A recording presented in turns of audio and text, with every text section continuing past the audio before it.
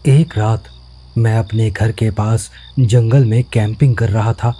मैं पैदल चलना ज़्यादा पसंद नहीं करता, इसलिए मैं कभी भी 1-2 मील से ज़्यादा की ट्रेल्स पर नहीं जाता था। ये ट्रेल कैंप साइट से मेरी गाड़ी पार्क करने वाली जगह यानी ट्रेल हेड तक बस 1 मील से थोड़ा ज़्यादा थी। मैं झील के किनारे कैंप लगाकर अपना वीकेंड वहाँ बिता रहा था। मेरा प्लान था कि मैं वहाँ 2 रात रुकूं। तीसरे दिन मैंने सुबह ट्रेल पर वापस अपने ट्रक तक हाइक किया, अपनी फिशिंग रॉड और कुछ खाने पीने का सामान लिया और फिर कैंप वापस आ गया। मैंने सोचा कि जब समय है तो क्यों ना फिशिंग में किस्मत आजमाई जाए। जब मैं कैंप वापस पहुंचा तो मैंने देखा वहां एक और टेंट लगा हुआ था। वो झील के किनारे थोड़ा दूर था, पर मुझे वहां कोई दिखाई नहीं दिया। शुरू में मुझे इस बात की कोई परवाह नहीं थी, लेकिन फिर मेरे दिमाग में आया कि मैंने इस झील के इस हिस्से तक आने वाली इकलौती ट्रेल पर किसी को नहीं देखा था। फिर भी हो सकता था कि कोई दूसरा रास्ता हो जिसके बारे में मुझे ना पता हो। खैर, मैंने अपनी रॉड सेट की और फिशिंग शुरू कर दी, लेकिन मैं हर 20 मिनट बाद झील के किनारे उस टेंट की तरफ देखता रहा। मैं वहाँ 3 घंटे तक रहा, लेकिन मुझे वहाँ कोई दिखाई नहीं दिया। जब सूरज ढलने लगा, मैंने अपनी रॉड समेटी और अपने टेंट की तरफ वापस चला गया। मैंने खाना खाया, कैंप फायर के लिए कुछ लकड़ियाँ इकट्ठा की और फिर थोड़ा और अंधेरा होने का इंतज़ार किया ताकि मैं आग जला सकूं। जैसे ही मैंने कैंप फायर जलाया, मुझे जंगल में सामने किसी की परछाई हिलती दिखी। वो इतनी दूर थी कि आग की रोशनी वहाँ तक नहीं पहुँच रही थी। उस झलक के बाद मुझे सिर्फ घना अंधेरा दिखाई दिया। मुझे लगा शायद वो उस टेंट वाला व्यक्ति होगा जो झील के किनारे लगा है।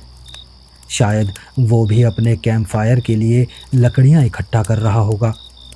ये थोड़ा अजीब था कि ठीक जब मैंने अपनी आग जलाई, वो मेरे कैंप के इतना करीब था। लेकिन मैंने इस बारे में ज़्यादा नहीं सोचा।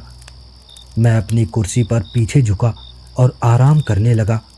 आग, आकाश और झील को देखने लगा। सब कुछ इतना शांत था कि मुझे लगभग कुर्सी पर ही नींद आ गई।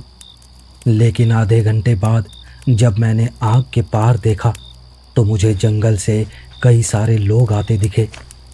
जैसे जैसे वो करीब आए, मैंने गिना। वो 4 आदमी थे और वो सीधे मेरे कैंप साइट की तरफ आ रहे थे। उस वक्त मेरे दिमाग में बहुत कुछ चलने लगा, लेकिन मैंने अपनी घबराहट को दबाने की कोशिश की और उम्मीद की कि शायद ये कोई पास का कैंपिंग ग्रुप होगा जिसे किसी मदद की ज़रूरत होगी। जब वो आग की रोशनी में आए तो मैंने देखा कि वो सभी 30 या 40 की उम्र के थे और उनके चेहरों पर कोई भाव नहीं था। जब वो मेरे कुछ ही फीट दूर थे और फिर भी मेरी तरफ चल रहे थे तो मैं घबराते हुए अपनी कुर्सी से उठा और उनसे पूछने लगा कि उन्हें क्या चाहिए। किसी ने कोई जवाब नहीं दिया, बस वो चलते रहे। 2 लोग मेरे पीछे चले गए, सीधे मेरे टेंट की तरफ, जबकि बाकी 2 ने मुझे धक्का देकर एक तरफ कर दिया। अब कोई शक नहीं था कि क्या हो रहा था, लेकिन मैं जानता था कि विरोध करने से चीज़ें और ख़राब हो सकती थीं।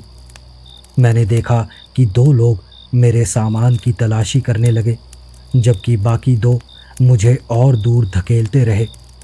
मैं जो कुछ भी कह सकता था मैंने उनसे कहा, लेकिन उन लोगों की आंखों में एक ऐसा खालीपन था जो दिखाता था कि उन्हें बिल्कुल परवाह नहीं थी। मैं अपने दिमाग में खुद को शांत रहने और उन्हें जो चाहिए वो लेने देने के लिए कह रहा था, लेकिन वो 2 लोग मुझे कैंप साइट और रोशनी से और दूर खींचते रहे और पीछे की तरफ धकेलते रहे। 1 मिनट बाद मुझे एहसास हुआ कि हम कहाँ जा रहे हैं। हम जंगल के अंधेरे इलाके में आ गए थे और मुझे सिर्फ शांत जंगल में हमारे कदमों की आवाज़ सुनाई दे रही थी। फिर अचानक वो लोग रुक गए। मैंने मुड़कर उनका सामना किया और जैसा मैंने आपको बताया, हम पेड़ों के बीच अंधेरे में खड़े थे। मेरे सारे डर एक साथ मुझ पर हावी हो गए। फिर उनमें से एक ने अपनी जेब से कुछ निकालने के लिए हाथ बढ़ाया और बस वो देखते ही मैं तुरंत वहाँ से भाग खड़ा हुआ। मैं सिर्फ अपने कदमों की आवाज़ सुन सकता था जो पत्तियों और घास पर ज़ोर ज़ोर से पड़ रहे थे। जैसे जैसे मैं और दूर गया, मुझे दिशा का अंदाज़ा था, तो मैंने ट्रेल तक वापस जाने की कोशिश की। जब मैं वहाँ पहुँचा, मैं सीधे अपने ट्रक की ओर भागा और जहाँ तक मैं बता सकता हूँ, किसी ने मेरा पीछा नहीं किया। मैंने इस मामले की शिकायत पुलिस में की और वो लोग मुझे अपनी कैंप साइट तक लेकर आए। वहाँ मेरा लगभग सारा सामान चोरी हो चुका था, लेकिन उन लोगों का कोई सुराग नहीं मिला। किसी को पता नहीं लगा कि वो लोग कौन थे। वो मुझे जंगल में इतना दूर क्यों खींच रहे थे? शायद इसका जवाब साफ है, वो मुझे मारना चाहते थे। और मुझे लगता है कि मैं बहुत खुशकिस्मत था कि मैं अपनी जान बचाकर निकल पाया।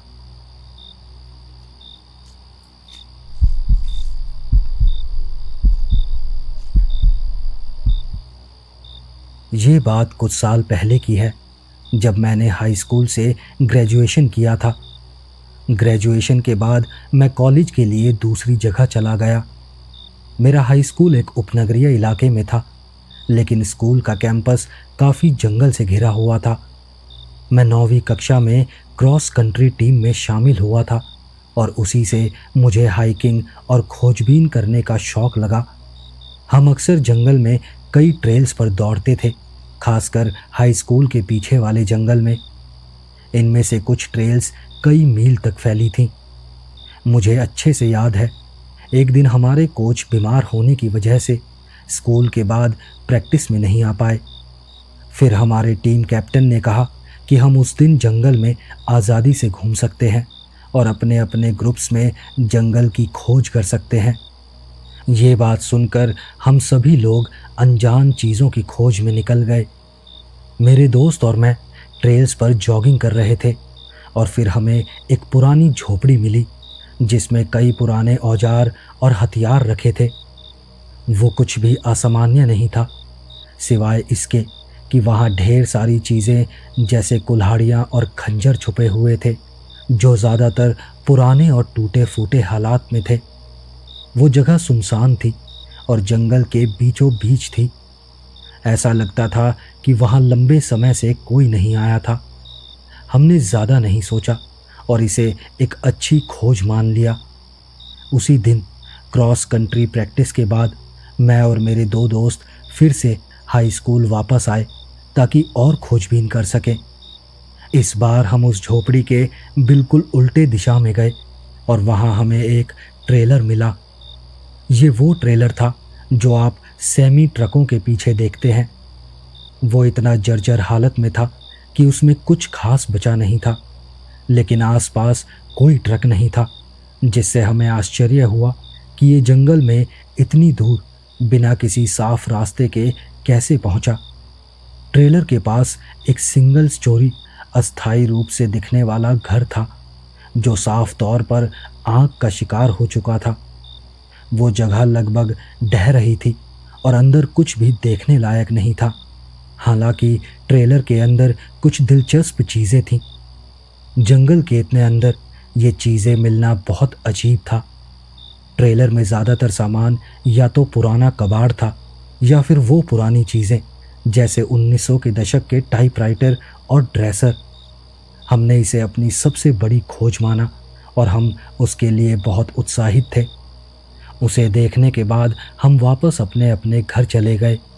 तब से जंगल में हमारी कई और एक्सपीडिशंस में ढेर सारी शानदार और अजीब चीज़ें हुई, लेकिन जो मैं अब बताने जा रहा हूँ वैसा कुछ भी इतना विचित्र और डरावना नहीं था।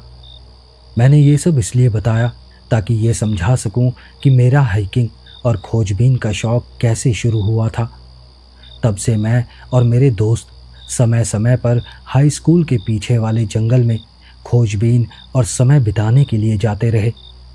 अब आधिकारिक तौर पर ग्रेजुएट सीनियर्स के रूप में मेरे दोस्तों और मैंने फैसला किया कि ज़िंदगी में अपनी अपनी राहों पर जाने से पहले हम उस जंगल में एक आखिरी बार साथ में जाएं।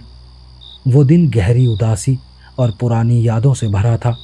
हम सभी पुराने अच्छे दिनों को याद कर रहे थे, लेकिन हमें अपनी ज़िंदगी का सबसे बड़ा डर भी उसी दिन मिला। इस बार हमने पूरा दिन जंगल के लिए समर्पित किया था। हम सुबह तैयार हुए और अपनी माउंटेन बाइक्स पर कैंपिंग का सामान लेकर जंगल में गए। उस दिन हमारा प्लान कुछ अलग था। हमने फैसला किया था कि हम जंगल में रात भर कैंप करेंगे। हमने पहले ऐसा कभी नहीं किया था, और क्योंकि ये साथ हमारा आखिरी बार था, हमने सोचा कि इसे यादगार बनाना चाहिए। हम कुल 4 लोग थे। हमने अपने माता पिता को बताया कि हम एक दोस्त के घर रात को रुकेंगे। अब सोचता हूँ तो काश हमने वही किया होता। खैर, हम सुबह वहाँ पहुँचे और कैंप लगाने के लिए एक जगह ढूंढी। वो जगह एक बहुत ढलान वाली जगह के नीचे थी, और उसके नीचे एक खुली जगह थी जहाँ पहले से ही एक फायर पिट बना हुआ था। जाहिर है वहाँ पहले कोई आ चुका था। चारों तरफ बियर के डब्बे और गोलियों के खोल बिखरे हुए थे। मुझे बाद में पता चला कि जंगल का वो हिस्सा पहले शूटिंग रेंज के रूप में इस्तेमाल होता था। हमने अपनी हाइक शुरू की और दिन भर ट्रेल्स पर मस्ती करते रहे। हमने कैंप साइट से लगभग 1 मील दूर एक पुल पर ग्राफिटी बनाई, जिस पर हमने कुछ चीज़ें लिखी। हमने सोचा कि हमें अपने आखिरी दिन और इस शानदार जंगल में बिताए सारे दिनों को यादगार बनाना चाहिए। जंगल में घुसते ही एक मुख्य रास्ता था जो सीधा जाता था, और उसके कई साइड वॉक्स थे। हमारा कैंप उस ट्रेल पर हाई स्कूल से लगभग 1/4 मील अंदर की ओर बाईं तरफ था।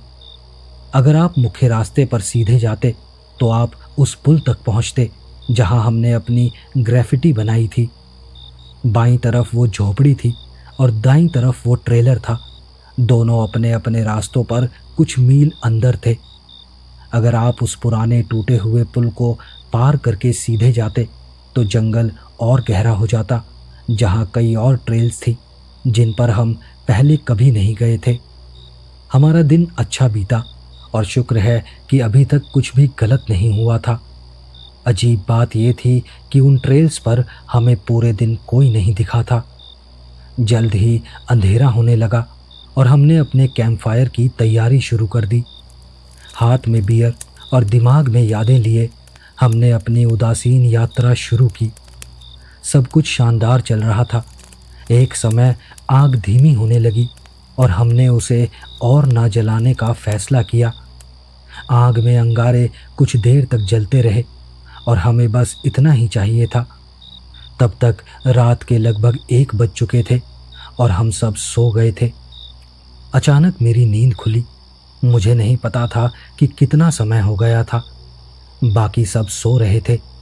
मैं ज़्यादा हिला नहीं, क्योंकि नींद खुलने के तुरंत बाद मुझे कुछ सुनाई दिया। ऐसा लग रहा था जैसे कोई बियर के डब्बों और ज़मीन पर कदम रख रहा हो।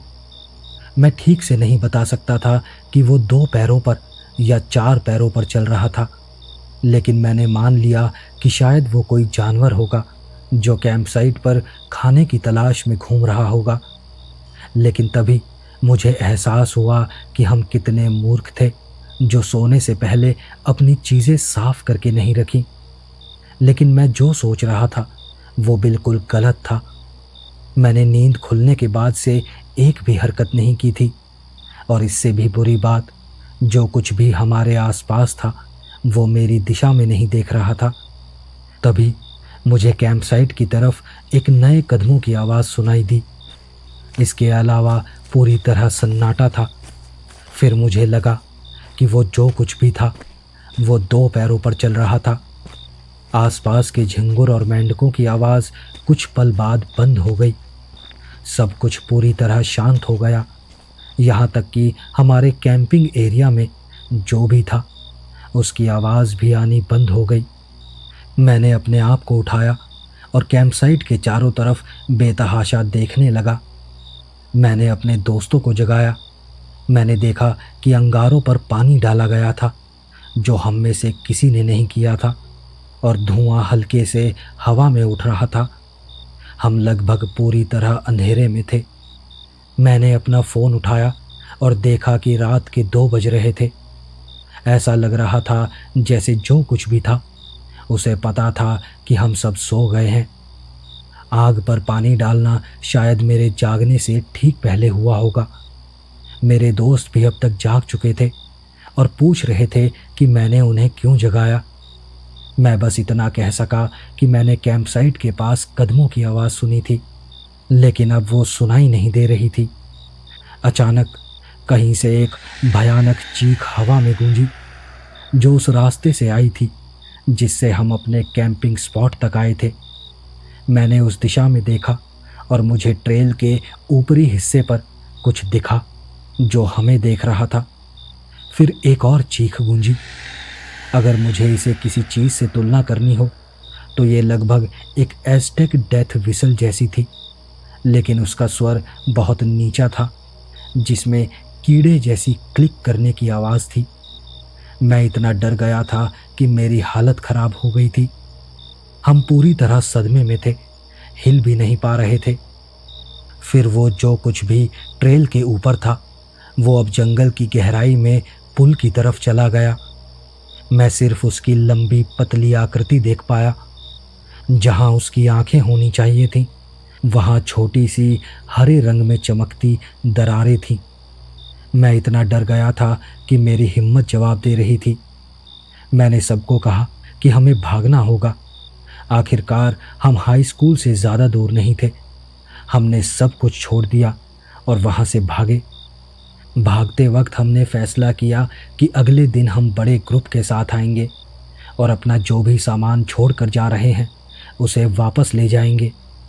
हम जंगल से सीधे बाहर भागे और हमें अपने कदमों की आवाज़ के अलावा कुछ और सुनाई नहीं दिया। इसके बाद हम सब मेरे दोस्त के बेसमेंट में एक इमरजेंसी हैच में घुस गए और बाकी रात वहीं रहे। हमने हर तरह के प्रवेश को लॉक और सुरक्षित किया, क्योंकि जो कुछ हमने देखा था उससे हम काफ़ी डरे हुए थे। मेरी ज़िंदगी में अभी तक कभी इतना डरावना अनुभव नहीं हुआ था और ना ही मैंने कभी उस रात जैसी चीख सुनी थी।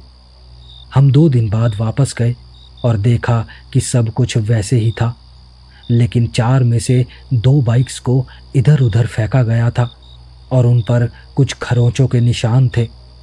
हमारे स्लीपिंग बैग्स फटे हुए थे और पेड़ों की ऊंची टहनियों पर लटक रहे थे। सब कुछ बहुत डरावना था। जंगल में प्रकृति की आवाज़ें फिर से शुरू हो चुकी थीं, जो बता रहा था कि जो भी कुछ खतरनाक वहाँ था वो शायद अब दूर चला गया था। उस रात वो जो कुछ भी था वो हमें फिर से ढूंढने के लिए वापस आया था, लेकिन उसे सिर्फ हमारा छोड़ा हुआ सामान मिला। शायद मुझे कभी नहीं पता चलेगा कि वो चीज़ें हमारे कैंप के पास या जंगल में क्यों थी और उनका हमारे इतना करीब आने का क्या मकसद था। मेरा मतलब है, शायद ये कोई ग्रुप था जो लोगों के साथ मजाक कर रहा था, लेकिन ये सोच भी पूरी तरह से उन घटनाओं को समझा नहीं पाती।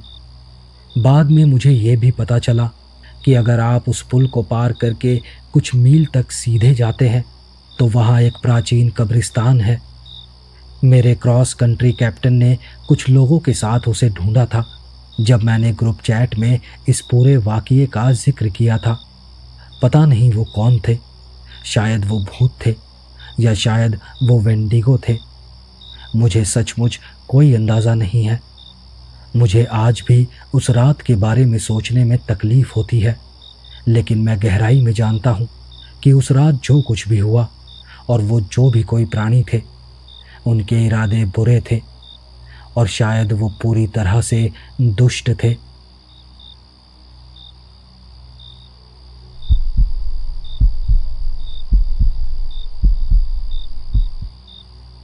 मैंने एक बार पेंसिल्वेनिया में अपलाचियन ट्रेल पर ट्रैक किया था, जो दुनिया की सबसे लंबी हाइकिंग ओनली ट्रेल है। मैं वहाँ अकेले गया था, सिर्फ मज़े करने के लिए। मैं शरद ऋतु के अंत में गया था, इसलिए मौसम ठंडा था और वहाँ ज़्यादा लोग हाइकिंग नहीं कर रहे थे। वास्तव में मुझे लगता है कि मैं सिर्फ 2 अन्य लोगों से ही मिला था, और वो भी उल्टी दिशा में जा रहे थे। ट्रेल का वो हिस्सा घने जंगलों में था और ये निश्चित रूप से एक खूबसूरत रास्ता था। वो ट्रेल एक छोटी नदी के किनारे किनारे चल रही थी और वहाँ सिर्फ नदी के बहने की आवाज़ और सुबह सुबह चहकते पक्षियों की आवाज़ सुनाई दे रही थी। मुझे रुककर थोड़ा आराम करना था, इसलिए मैंने नदी के किनारे एक बड़ा सा पत्थर देखा और उस पर बैठ गया। मैंने अपनी गैटोरेड की एक घूंट ली और फिर मुझे यकीन हुआ कि मुझे दूर से किसी बच्चे के रोने की आवाज़ आ रही थी। वो आवाज़ ट्रेल के उस हिस्से से आ रही थी जिधर मैं जा रहा था। जाहिर है मुझे उठकर उस आवाज़ का पीछा करना पड़ा, क्योंकि क्या पता शायद कोई बच्चा जंगल में अकेला फंसा हो। लेकिन जैसे जैसे मैं ट्रेल पर आगे बढ़ा, बच्चे के रोने की आवाज़ हमेशा एक ही दूरी पर लग रही थी। मैं करीब आधा मिनट तक तेज़ी से चलता रहा और फिर मैंने हार मान ली और सोचा कि शायद कोई अपने बच्चे के साथ ट्रेल पर चल रहा होगा। मैं ट्रेल के किनारे नदी के पास एक और पत्थर पर बैठ गया। आखिरकार वो रोने की आवाज़ अचानक बंद हो गई। वो धीरे धीरे कम नहीं हुई, बल्कि एकदम से रुक गई। मैं उस पत्थर पर 5 मिनट तक बैठा रहा, प्रकृति का आनंद लेने लगा और अपने फ़ोन पर कुछ वीडियो बनाने लगा। तभी मुझे पास से किसी के कदमों की आवाज़ सुनाई दी। मुझे लगा कि शायद कोई और हाइकर ट्रेल पर आ रहा होगा, लेकिन मैंने देखा कि एक घबराई हुई दिखने वाली औरत तेज़ी से मेरी ओर आ रही थी। वो इतनी तेज़ी से और इतने करीब आई कि मुझे सचमुच डर लग गया। वो मेरे चेहरे के एकदम करीब आकर रुकी और चिल्लाने लगी, क्या तुमने मेरे बच्चे को देखा है? मैंने शांति से उसे बताया कि मैंने कुछ देर पहले एक बच्चे के रोने की आवाज़ सुनी थी और उसे मेरे साथ चलने को कहा। हम तेज़ी से ट्रेल पर उस दिशा में चल पड़े जिधर मैं पहले बच्चे की आवाज़ का पीछा कर रहा था। मैं हर कुछ सेकंड बाद पीछे मुड़कर देखता कि वो मेरे साथ चल रही है या नहीं। आखिरकार मैंने हिम्मत जुटाकर उससे पूछा कि आखिर उसका बच्चा खोया कैसे, लेकिन उसने कोई जवाब नहीं दिया। मैंने फिर से पीछे मुड़कर देखा और मैं रुक गया, क्योंकि वो गायब थी। और अजीब बात यह थी कि वो सिर्फ 10 सेकंड पहले ठीक मेरे पीछे थी। मैंने कुछ बार उसे आवाज़ दी, लेकिन मेरे आसपास सिर्फ पक्षियों की चहचहाहट और नदी की आवाज़ थी। मैंने सोचा कि अगर वो मुझसे अलग हो भी गई तो कम से कम मुझे वो कुछ दूर तक तो दिखनी चाहिए थी। मैं वहाँ काफ़ी देर तक खड़ा रहा, ये सोचते हुए कि अब क्या करूँ, आगे बढ़ूँ और ट्रेल जारी रखूँ या वापस जाकर उस औरत को ढूंढने की कोशिश करूँ। मैंने आखिरी बार उस इलाके का 180 डिग्री स्कैन किया जहाँ से हम आए थे, और जो मैंने अगले पल देखा वो शायद बहुत परेशान करने वाला नहीं लगे, लेकिन मेरे लिए वो सचमुच डरावना था। उसी जगह मैंने उस औरत को नदी के उस पार खड़े देखा। उसकी बाहें बेजान सी लटक रही थीं और वो मुझे देख रही थी, बिना कुछ बोले, बिना एक मांसपेशी हिलाए, बिना किसी भाव के, बस एक मूर्ति की तरह खड़ी मुझे घूर रही थी। मैंने उसी पल फैसला कर लिया कि मुझे यहाँ से जल्दी से निकलना है। मैं वहाँ से जितना तेज़ी से चल सकता था चला, जब तक कि मेरी पिंडलियों में दर्द नहीं होने लगा। आखिरकार मैं दूसरी ट्रेल से घूमकर अपनी गाड़ी तक पहुँच गया। उस घटना के बाद मैंने हाइक को छोटा कर दिया। मैं सचमुच उस किस्से से परेशान था और यहाँ तक कि अपनी मानसिक स्थिति पर सवाल उठाने लगा था। क्या वो सब वाकई में हुआ था? लेकिन मैं जानता था कि वो वास्तविक था, क्योंकि मैंने उसे जिया था। मैं बस ये जानना चाहता हूँ कि क्या किसी और को, जिसने अपलाचियन ट्रेल पर हाइक किया हो, इस तरह का कोई डरावना अनुभव हुआ है।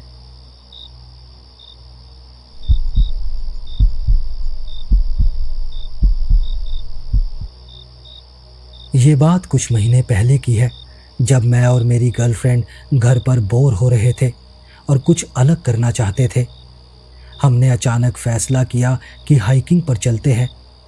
हम अक्सर हाइकिंग नहीं करते, लेकिन ये आइडिया हम दोनों को अच्छा लगा। दोपहर का समय हो चुका था और सिर्फ 1 घंटे की दिन की रोशनी बाकी थी, लेकिन हमें लगा कि अंधेरा होने से पहले पास की एक ट्रेल को एक्सप्लोर करना मज़ेदार होगा। हमने जल्दी से अपनी पानी की बोतलें भरी, अपने सबसे अच्छे वॉकिंग शूज़ पहने और घर से निकल गए। हम गाड़ी लेकर पहाड़ों की ओर गए, जो अपनी कई हाइकिंग ट्रेल्स के लिए जाने जाते हैं। जितना ऊपर जाते हैं, ट्रेल्स उतनी ही विविध और रोमांचक हो जाती हैं। आमतौर पर हम पहाड़ों के आधार के पास वाली ट्रेल्स पर ही रहते थे, जहां ढेर सारे लोग होते हैं, लेकिन इस बार हम कुछ अलग चाहते थे। हमने तय किया कि पहाड़ पर और ऊपर जाएं, एक ऐसी ट्रेल पर जिसके बारे में मेरे एक दोस्त ने बताया था। हम समय पर नज़र रख रहे थे और सोचा कि थोड़ा हाइक करेंगे और अंधेरा होने से पहले इस नए इलाके का मज़ा लेंगे। जब हम ट्रेल की शुरुआत पर पहुंचे तो देखा कि सड़क किनारे कोई गाड़ी पार्क नहीं थी, जो थोड़ा असामान्य था। लेकिन हमने ज़्यादा नहीं सोचा, क्योंकि देर हो रही थी और हमने मान लिया था कि ज़्यादातर लोग पहले ही चले गए होंगे। हमारे पास अभी भी 45 मिनट की दिन की रोशनी बची थी, तो हमने आगे बढ़ने का फ़ैसला किया। हमने एक खड़ी ढलान से नीचे उतरकर शुरुआत की और फिर उसी स्तर पर वापस आने के लिए एक और खड़ी चढ़ाई पर चढ़ने लगे। ऊपर पहुंचने के बाद ट्रेल काफ़ी आसान और सपाट हो गया था। हम नज़ारों का मज़ा ले रहे थे कि तभी हमने ट्रेल से थोड़ा दूर एक कायोटे देखा और पास में कुछ खरगोश भी। मैंने मजाक में कहा कि खरगोश को सावधान रहना चाहिए, क्योंकि कायोटे आसपास है। मेरी गर्लफ्रेंड ने इस मजाक पर मुझे हल्के से धक्का दिया। ट्रेल पर 1 मील से भी कम चलने के बाद हमें एक बड़ा गिरा हुआ पेड़ मिला, जो एक सूखे नदी के तल पर एक पुल की तरह था। हमने वहां रुककर ब्रेक लिया, उस पेड़ पर चढ़े और कुछ तस्वीरें खींची। करीब 10 मिनट बाद हम फिर से हाइकिंग शुरू करने लगे। अभी तक हम ज़्यादा दूर नहीं गए थे कि मेरी गर्लफ्रेंड ने पेड़ों में पीछे से कुछ सरसराहट की आवाज़ सुनी।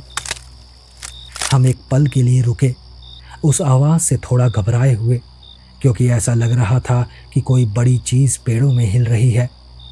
लेकिन हमने इसे नज़रअंदाज किया और थोड़ा और चलने लगे। लेकिन जल्द ही उसने फैसला किया कि वो अब और नहीं चलना चाहती और वापस जाना चाहती है। अंधेरा हो रहा था और रोशनी धीरे धीरे कम हो रही थी, तो मैंने भी उससे सहमति जताई। हम मुड़े और गाड़ी की ओर वापस चलने लगे। लेकिन जब हम उस गिरे हुए पेड़ के पास पहुंचे तो मुझे एहसास हुआ कि मेरे जूते का फीता खुल गया था। मैंने पेड़ के तने का सहारा लेकर अपने फीते बांधे। ऐसा करते वक्त मैंने हाइक के दौरान पहली बार पीछे की ओर देखा और वहां मैंने एक आदमी को देखा जो पूरी तरह काले कपड़े पहने हुए था। उसका हुड ऊपर था और वो धीरे धीरे लेकिन लगातार हमारे पीछे चल रहा था। पहले तो ये बात ज़्यादा अजीब नहीं लगी, क्योंकि लोग अक्सर काले कपड़े पहनते हैं और बाहर ठंड थी तो हुड पहनना समझ में आता था। मैंने खुद को याद दिलाया कि सिर्फ कपड़ों की वजह से जल्दबाजी में निष्कर्ष नहीं निकालना चाहिए। मैं भी अक्सर काले कपड़े पहनता हूँ और कोई कारण नहीं था कि मैं उस व्यक्ति को कुछ गलत मान लूँ। फिर भी मैंने अपनी गर्लफ्रेंड को उस आदमी के बारे में बताया जिसे मैंने देखा था। अब अंधेरा हो रहा था और ट्रेल थोड़ी डरावनी लगने लगी थी। हमने तेज़ चलने का फैसला किया और ट्रेल के एक घुमावदार हिस्से से गुजरे जहां आगे देखना मुश्किल था। इस दौरान वो आदमी मुझे दिखना बंद हो गया था और मैंने सोचा कि वो हमसे काफ़ी पीछे होगा। लेकिन जब हम आखिरी मोड़ पर पहुंचे तो मैंने देखा वो आदमी फिर से हमारे पीछे था और इस बार वो पहले से कहीं ज़्यादा करीब था, जो मुझे परेशान करने लगा। वो अब सिर्फ 50 फीट पीछे था। पहले के 100 फीट की तुलना में। और क्योंकि हम तेज चल रहे थे, ये बात हमें सचमुच घबराने वाली लगी। हमने जल्दी से ट्रेल का एक और मोड़ लिया और जैसे ही हमें आगे खुला रास्ता दिखा, हमने दौड़ना शुरू कर दिया। ये हम दोनों के लिए एक स्वाभाविक प्रतिक्रिया थी। हमें एक शब्द भी नहीं बोलना पड़ा। हम बस पूरी तेजी से दौड़ने लगे, उस आदमी से दूर जाने की कोशिश करने लगे। हम लगभग ट्रेल हेड पर वापस पहुंच गए थे, बस कुछ ढलान बाकी थी। हम एक पल के लिए रुके ताकि सांस ले सकें और मैंने फिर से पीछे देखा। मैंने देखा कि वो आदमी अब भी हमारे बहुत करीब था और उसने दौड़ना बंद कर दिया था। जैसे ही उसने मुझे देखते हुए देखा, मानो वो दिखाना चाहता हो कि वो बस चल रहा था। जितनी रोशनी बाकी थी, हमने उसी में पूरी तेजी से ढलान से उतरना शुरू किया। घने पेड़ों के बीच से गुजरना मुश्किल था क्योंकि रास्ता साफ नहीं दिख रहा था। हम दोनों कई बार ठोकर खाए और लगभग गिरे। हमारे पैर पत्थरों और ढीली झाड़ियों से टकराए, लेकिन हम किसी तरह संभल गए और हम भागते रहे। हम ढलान के नीचे पहुंचे, लेकिन हमें अभी भी शुरुआती चढ़ाई चढ़कर गाड़ी तक पहुंचना था। हमने चढ़ाई पूरी की और आखिरकार अपनी गाड़ी तक पहुंच गए। मैंने राहत की सांस ली और इंजन स्टार्ट किया, लेकिन मेरा दिल तेजी से धड़क रहा था और एड्रेनलिन अभी भी हाई था। जब मैंने गाड़ी पार्क करके सड़क पर निकाली तो मैंने देखा कि वो आदमी ट्रेल हेड पर बाहर आया और वो बहुत हाँफ रहा था। हमें आखिरकार उसे ठीक से देखने का मौका मिला। उसका हुड नीचे गिर गया था, जिससे उसका पीला चेहरा और बेजान आंखें दिख रही थीं, जो ट्रेल हेड पर लगे एकमात्र लालटेन की रोशनी में चमक रही थीं। उसके हाथ में कुछ था, लेकिन अंधेरा इतना था कि साफ साफ दिखा नहीं, और मैं रुककर ये नहीं जानना चाहता था कि वो क्या था। मैंने गाड़ी को ड्राइव में डाला और जितनी तेजी से हो सका वहाँ से निकल गया। भागते वक्त हम बार बार रियर व्यू मिरर में देखते रहे, लेकिन वो आदमी धीरे धीरे अंधेरे में गायब हो गया। हम सीधे पुलिस स्टेशन गए और जो कुछ हुआ उसे बताया। जवाब में उन्होंने कहा कि पिछले कुछ दिनों से उन्हें ऐसी ही घटनाओं की शिकायतें मिल रही थीं। उन्होंने हमें बताया कि अगर वो उस आदमी को पकड़ते हैं तो हमें उसे पहचानने के लिए संपर्क करेंगे, लेकिन उसके बाद हमें उनसे कोई जवाब नहीं मिला।